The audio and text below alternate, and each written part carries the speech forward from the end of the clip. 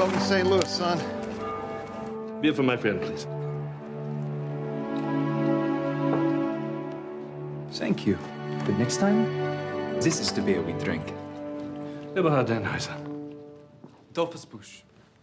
That's a preview of an Anheuser-Busch ad that will air during the Super Bowl, but it's already getting buzz. Super Bowl ads are easily the most watched and talked about of the entire year, but in our current hyper-politically charged climate, advertisers can easily touch a third rail. So what is the game plan? Joining us to discuss is WSJ reporter Suzanne Vranica. Thanks for having me. That's a little bit of a 60-second ad that will air during the Super Bowl, showing the founder of the world's largest brewer. Is that right? Absolutely. So basically the ad is going to show one of their co-founders and his immigration story, how he came from Germany to the United States, St. Louis, and basically to bring beer and to start this company. What's so interesting to me is that immigration stories for so long are as American as apple pie. Absolutely. It's so interesting that just very recently the immigration story is suddenly a political one. Look, no one could have expected, and I don't think Anheuser-Busch knew what was going to happen on Friday with this executive order that the president has signed, right? Clearly, that has set off just another layer to the angst that was already out there, right? But immigration had been a big topic, and Bud knew that this was going to be a big topic. It's not like they were tying into it. They've been doing this for the last year or so, right? They changed the label on their beer cans last year to America. And what do they say about it? They're totally unapologetic, correct? Right, very much so. Like, you know, they were going down this path. There's now a firestorm around this. They're not going to pull their Super Bowl spot. They believe this is about what their brand stands for. Right. You know, we're part of the fabric of this country. You know, these are stories that tend to sort of resonate. Sure. Right now, we're in this oversensitive environment, so that's going to be a big hurdle for them. And certainly Anheuser-Busch has been down this road before when it comes to sensitive current issues. Yeah. What happened after 9/11? Right. Well, everybody after 9/11 didn't know what to do, but they ended up coming back with a tribute ad the year after that basically showed the Clydesdales bowing their heads, you know, as to Lower Manhattan, which was, you know, even that ad, which was really well received, there was other people that were very uncomfortable with it. But that's a company that, at that point, which was interesting, it was an American-owned company. It's no longer.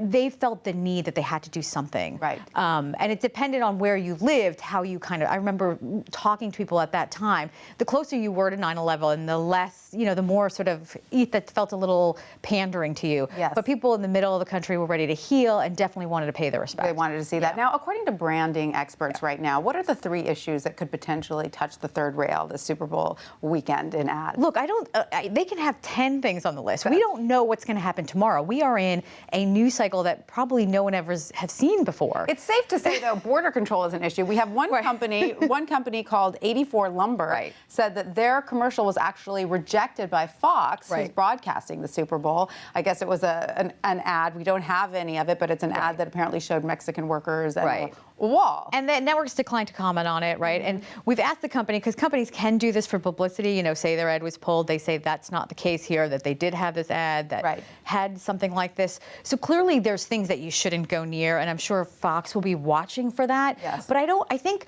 the larger thing is, I think advertisers are scrambling in general. Sure. Right? Like, we don't know what's going to hit the nerve. And I don't think we understand the election has showed us that we don't have a good read on how people really feel in this country. Okay, we do know that GoDaddy has decided to remain neutral. They considered using some of Trump's tweets in an ad and decided against that. Is that right? Right. So they're a company that's always looking for the shock value and to generate publicity. So it was interesting to me that they were doing an ad that was going to talk a lot about internet memes, right? They have a character that's going to play the internet in their ads. It's very clever. So that would have been a perfect opportunity for them to have like some hint or a tweet within their ad. But they pulled back. They definitely talked about it and then decided not to. And so they really wanted to keep the attention on the product. And I think things can blow up so easily today, and it probably was the right move for them. We know, I mean, looking back at the financial crisis, for instance, I think it was Cash for Gold that sort of had a humorous take on that, and Coca-Cola back in 2009 had a humorous take on sort of the political polarization.